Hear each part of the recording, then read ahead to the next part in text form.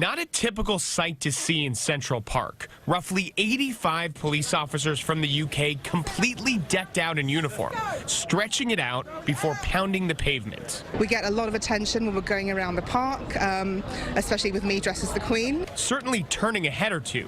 They call themselves Jack's Pack. Bring it back up to Jack!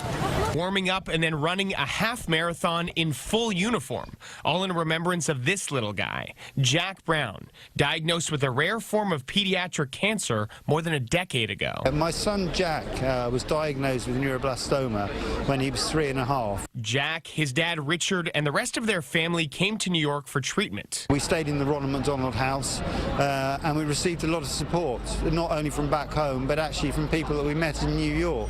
Jack died in 2009, but every year since, Richard, a police officer in the UK, keeps coming back, and he brings some fellow officers with him. And as a consequence of that and all the support we received, we felt it was only right to keep going, keep the charity going in my son's name. So far, they've raised several $1 million for neuroblastoma.